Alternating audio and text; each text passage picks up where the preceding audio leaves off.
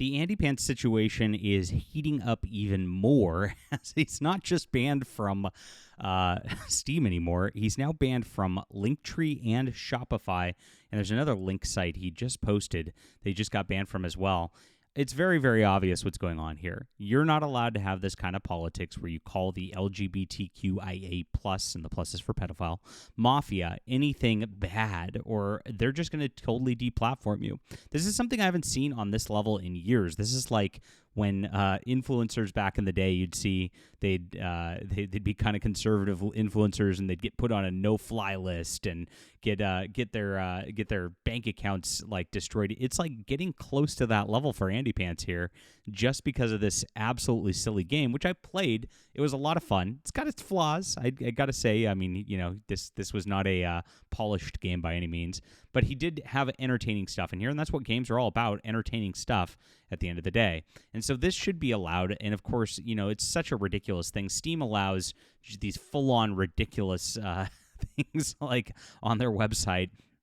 But this is a bridge too far. Let's get into the news in just a moment. And what shocks me is nobody else is covering this. I mean, I've just been like trying to rally the troops over the last 24, 48 hours, and I get a lot of like pushback on it beyond anything else, which is ridiculous. So let's cover what's going on here and why AndyPants is not getting the actual,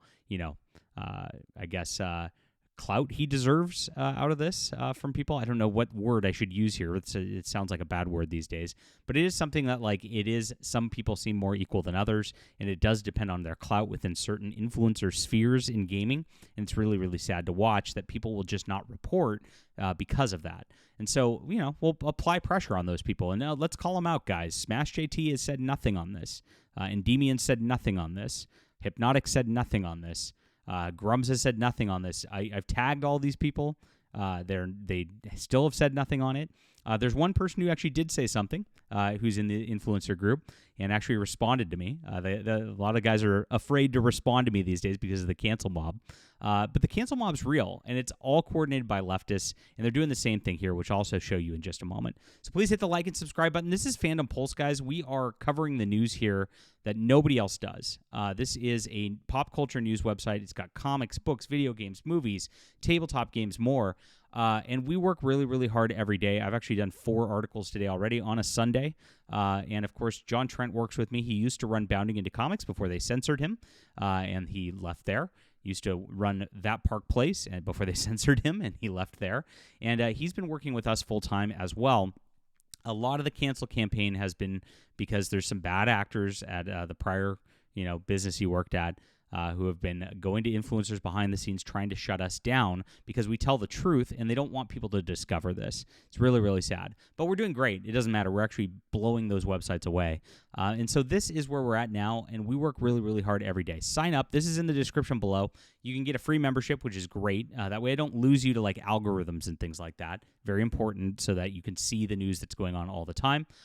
There is also a paid membership if you want to support us doing what we do. We don't use any advertisers, and that's a big deal here. And it's important to support things like this because this type of media helps us build an alternative parallel culture that's going on as well. It's only $5 a month. It's like a Starbucks cup of coffee. It helps us stay in business, and thank you guys so much for your tremendous support. We've gained a lot of subscribers over the last month.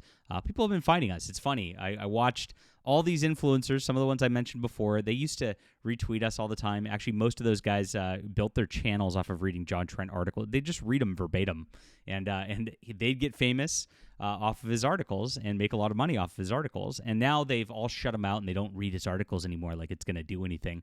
But the truth is, like, people who read are a different audience, and people who read are a lot smarter, and they understand what's going on a lot more than just folk who watch YouTube alone. So that we've cultivated a much better audience who's stayed with us, and we've been growing. It's been fantastic, despite this like craziness that's going on.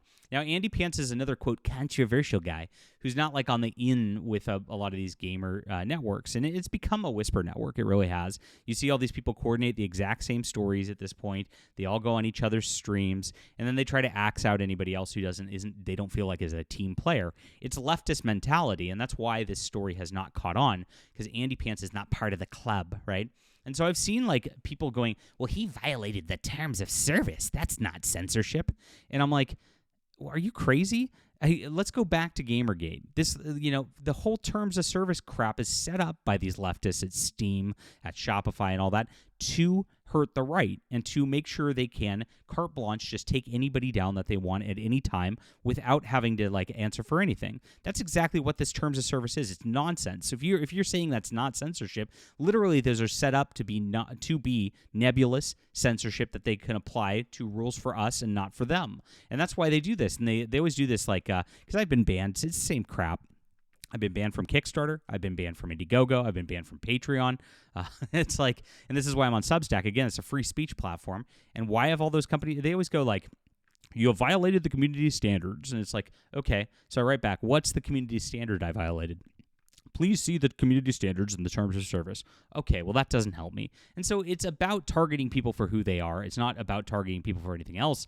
And AndyPants right here has a kicking the hornet's nest thing with a political game that is, just mocking their extreme leftism with a, old school style 8-bit shooter. And they don't like that. Because, that triggers them. And that's what this comes down to. So yesterday, like I said, I reported that Steam took it down, and it gets worse from there. So he was up on Shopify, and he was selling his game directly right there. You could download it on Windows. And so this is what happened to a Shopify store now. Something went wrong. What happened? The store is unavailable. What can I do? Gone. And so, by the way, these things don't just get taken. They don't just notice, some guy selling 100 copies of his game. Somebody reported him, and this is where it gets obvious, as it goes along. Because next he put it up on Linktree, and there you can see this account has been removed. His whole Linktree account has been removed for a breach of our community standards. If you manage this account, believe it may have been removed in error, submit an appeal. Return to the homepage. Well, there's no appeal. There's no process. It's just because he called the gays Nazis that they can't even allow this. And this is exactly what it is. Now, I noticed that Airbagged, who has been a person who's made threats to different various people on the internet, tried to get everybody deplatformed and the like, is cheering this on and pushing this, and it's going viral on his end. Wokies to AndyPants minus 10 million or whatever it is.